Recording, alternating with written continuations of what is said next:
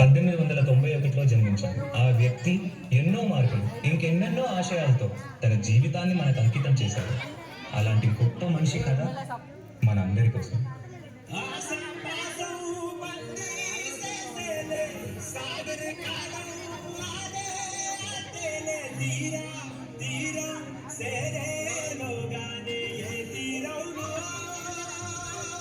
నమస్కారం మాస్టారు. పిల్లలు, ఈ ప్రశ్నకి మీరు ఎవరు సమాధానం ఇస్తారు? నేను చెప్తాను మాస్టారు. భీమ్రావ్, ఆగిపో. నువ్వు ఆ బెల్లాన్ని తాకితే దాని వెనకాల ఉన్న మా భోజనం మైలైపోతుంది. నువ్వు కూర్చో. నువ్వు వెళ్ళి రాయి భీమరావు.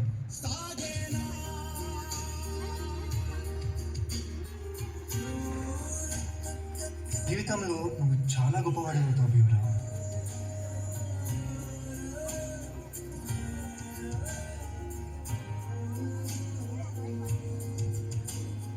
నీ వల్ల మా భోజనం మైలైపోయింది. ఇది కూడా నువ్వు పెట్టిను.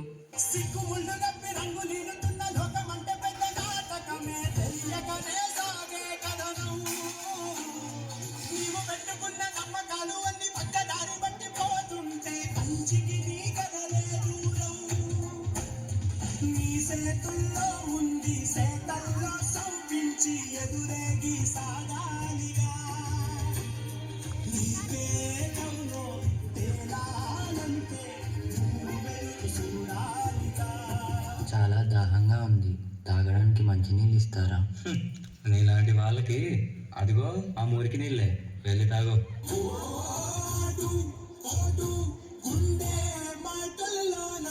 మనుషుల్ని మనుషుల్లా చూడండి, పశువుల్లా కాదు.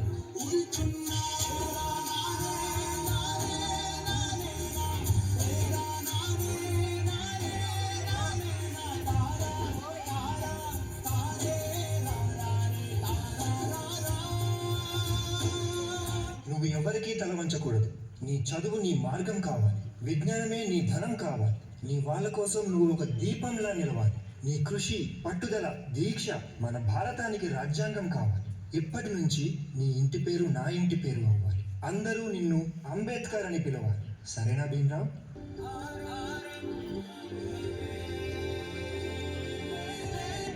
ఎంతమంది తనని తక్కువగా చూసినా చదివే లోకంగా మార్చుకొని మెట్రిక్ సాధించాడు. అదే సమయంలో పెద్దలు తన పెళ్లి కూడా చేశారు. సాయాజీరావు గాయక్వాడ్ అనే మహారాజు సాయంతో విదేశాల్లో చదువు పూర్తి చేసి ఎన్నో గణితలు సాధించి తిరిగి వస్తారు.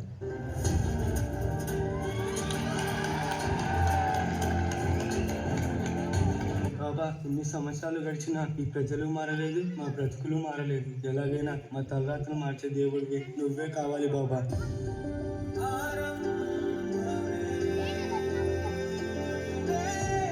నా ప్రజల కోసం ఎంత కష్టమైనా పోరాడతాను.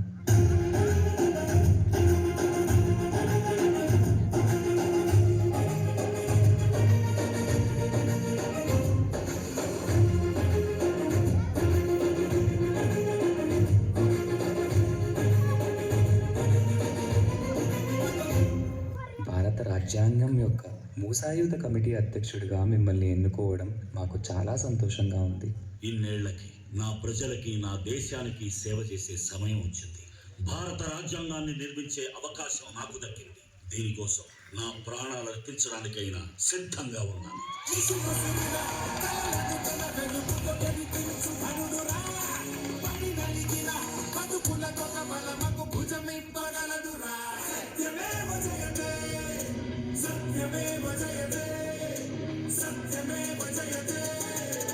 అంబేద్కర్ని ఒక ప్రాంతానికో, ఒక కులానికో, ఒక మతానికో పరిమితం చేయలేం. ఎందుకంటే ప్రతి భారతీయుడి గుండెపై చెరగని ముద్ర వేసిన మహనీయుడు ఆయన. అందరి కలలు